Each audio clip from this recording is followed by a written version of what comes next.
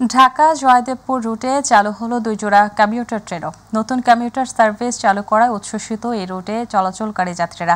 সকাল 7টায় জয়দেবপুর জংশনে ট্রেনের আনুষ্ঠানিক উদ্বোধন করেন উপদেষ্টা মোহাম্মদ ফজলুল করিম খান।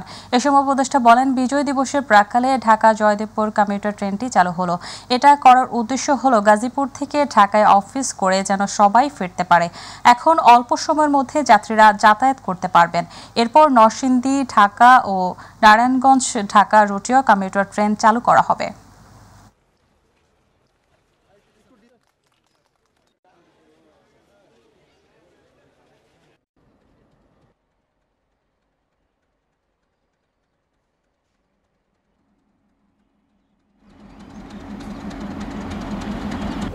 আমরা এখন থেকে গণপরিবহনের উপর গুরুত্ব আরোপ করছি। তো সেই জন্যই আজকে আমরা এই